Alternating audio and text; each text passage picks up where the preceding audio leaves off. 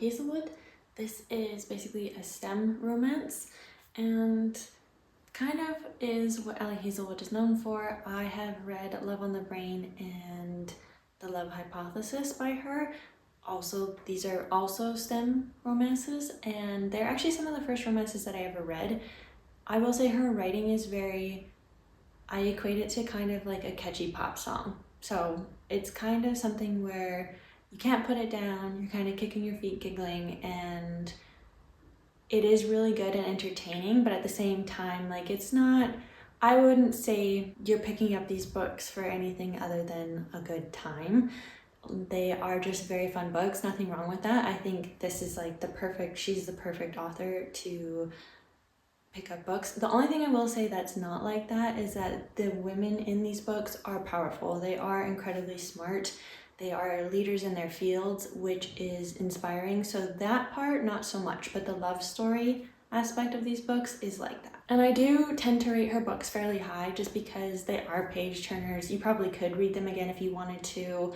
They are just really fun to read, and I am a fan of her writing, even though it can be, once you've read one, you will notice that they can be a little bit formulaic, and that's something that I don't personally mind. I like knowing what I'm getting into, and it's not predictable in the sense that you know how each book is going to end per se, but it is just one of those things where you kind of do know in some form or another you are going to see a happily ever after. However, on the female main characters in her books, I will say they do tend to go through like struggles, hardships that I think would be very similar to real life in terms of the fields that they're in and what they have to go through to be successful. So those parts of her books aren't always happily ever afters in a sense. I think things work out the way they need to work out in the books, and this book was great for that. I think outside of the love story, I definitely had feelings of worry and angst, and I wanted things to go well for Elsie, the female main character. And yeah, I was really happy that I felt like I was rooting for her. I will say the biggest thing with this book is if you are a people pleaser, or if you want to know what it's like to be a people pleaser, this book is probably for you. I have never read a book that quite shows it the way that this one did. There are even a couple, I didn't really necessarily think of myself that way, but there were a couple moments in the book that I was reading that I was like, oh, I kind of do that. So this make you think a little bit. But basically, this book in particular, Love Theoretically, is about Elsie and Jack, and they are both in physics, the field of physics, except for Elsie is in theoretical, and why do I want to say Jake? Jack is in, oh, I can't think of what it's called. Jack is, or Jonathan, whichever you want to call him. I prefer Jack, although apparently I prefer Jake. He is an experimental physicist. Their fields don't exactly get along, and Jake is known for having written a paper that basically made Elsie's field seem like it shouldn't exist. What I really, really liked about the science and the STEM part of this book is if you read the acknowledgements, Ali Hazelwood does say that a lot of what is written actually came from real life events. So they're not exact matches, but they are based on true stories. So what happens with Jack writing a paper that basically discredits Elsie's advisor, I'm going to call them because I don't know what her like professor or supervisor, this is years and years in the past, but he discredits her supervisor. He does it by basically putting a piece into a journal that he himself, not Jack, but the professor that supervises Elsie, he puts the paper into that, and the supervisor doesn't actually look it over or read it, basically just kind of approves it, and it kind of discredits all of the theoretical physics work that they do. So he's kind of known for slandering them in a way. And so Elsie obviously is not his biggest fan, does not like him at all, doesn't trust him, thinks that he is basically a complete and total a-hole. Obviously they don't get along, which makes it very fun. It is kind of like a rivals to lovers story, and it's just really fun. It's very cute. However, the aspect of Elsie trying to find like a long-term position where she doesn't have to worry about healthcare and things, like if she will keep having to teach instead of research, those things are very real. They're not like cutesy, they're very much real life problems. So it is interesting to watch her navigate that.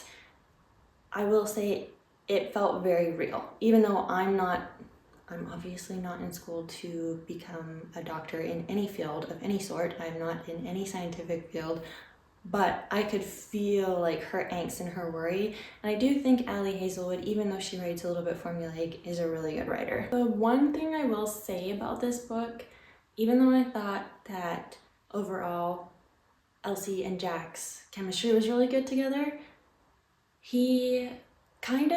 it's interesting because she's a people pleaser, so he's kind of trying to get her to like make decisions and really step into who she is and not just go with the flow of what everyone else wants. And it's funny because you kind of get to know Elsie a lot, which is great, but it almost seems like you don't get to know Jack, which I thought was interesting because it's like he's almost people-pleasing too, which was weird. All in all, it just would have been nice to get to know Jack a little bit more. I felt like he kind of got like his life story and what interests him and who he is as a character in the story was kind of put off to the side, and it was about Elsie. There was this other thing with the way her character was described as just being plain and how she sees herself as plain, which I think people could see as maybe like a cop-out in terms of like describing a female main character. But I actually felt like that was a good way to describe a people pleaser, because she probably doesn't seem that way to other people necessarily, but that is how she's picturing herself, as just someone who can kind of camouflage into what everybody else needs. So you wouldn't really describe yourself in a certain way, I don't think. However, like I said, their chemistry I really enjoyed. I liked them together. I just felt like it would have been nice to get to know Jack like a little bit better. The other thing too that made I still really like I said, I like their chemistry, I like them together, but it did make it hard at the beginning to buy into why exactly Jack liked her, because you don't really know much about her in the beginning outside of her being a people pleaser. So it's kind of like, why is he so invested in her? I guess maybe it's like the mystery aspect. Later on, it definitely makes sense to me why he likes her. At first, it just was like, why is he so into her? Just because she beat him, or not beat him, but tied him at a game that's really difficult. I just felt like that wasn't enough, but it doesn't matter, it's a fake story. I think what Ali Hazelwood does that's really unique though overall is that a lot of her stories are pulled from like the inspiration is pulled from real life events. And these are women in STEM. They are women that are paving the way for other women. They are very inspiring. They are smart and showing you in books kind of that anything's possible. I know that's like a really tired, overdone message, but it just shows you that it is normal for women to be in these fields, and it's just very interesting to see stories written about them and what it looks like for them to be working in these fields. Even though I have no interest in being a physicist, it was still really cool to learn like a teeny tiny little bit about what that experience would be like and how a woman navigates that experience, even if she's a fictional character. I think something in this book that wasn't necessarily my favorite, and I don't think a lot of people love it, and it's something to be aware of, but I mean, I don't know, I didn't hate it, I just don't love it. It's just that a lot of her characters, like her female main characters, are very quirky or odd, and their inner monologues are just a lot. Specifically in this book, Elsie's inner monologue, her mind is just so dirty in the weirdest ways. Like, she mentioned tentacle dildos one too many times for someone who's not into that and doesn't know what they're into. So, I mean, your mind goes where it goes, but it was just kind of Something to be aware of is that this particular character has like a wild inner monologue for someone who is also like a people pleaser. It was just really fascinating, but at the same time, I don't know, if you're not really into that like quirky female character who is just not like your usual, I don't know if this book is for you. I'll try to find, like, I definitely highlighted it because I was like, holy cow, how many times is she gonna like think about this or mention it? I think she does say it out loud a couple of times too. Yeah, so just a couple of odd things. I'm not kink shaming, like whatever you want to do. It's just this, yeah, her inner monologue's wild. Hopefully you guys can see this.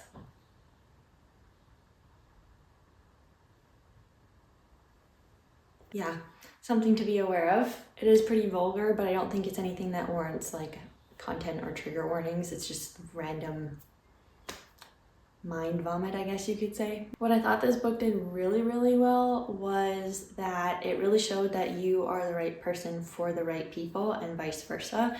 That was really nice to see. I think that's always a good reminder that the right people aren't going to go anywhere. They're going to be right there with you. I feel like you do. I am someone that believes that you do align with the right people at the right time, and they're there for whatever reason they might be there. But yeah, the right people don't go away. They're going to be there with you. So you don't really have to focus on worrying about something like that. And like I said, vice versa, you're the right person for somebody else too. Loved her like academic background story and the progress she made and her character development in the span of just trying to get a more long-term permanent researching type job, or a job that required her to teach less.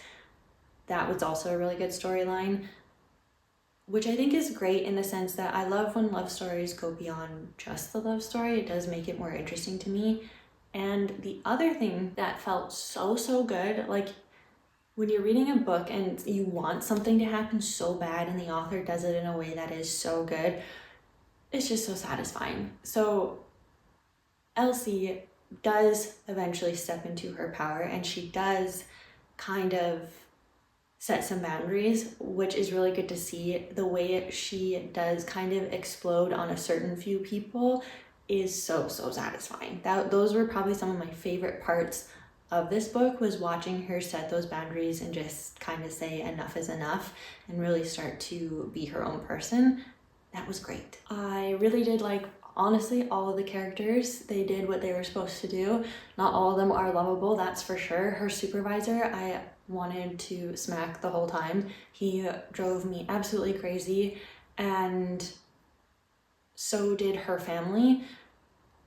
Everyone else though was pretty lovable. I did really enjoy them as characters, except for like the other creepy male professors that were kind of mentioned here and there, but more like the main characters were really good.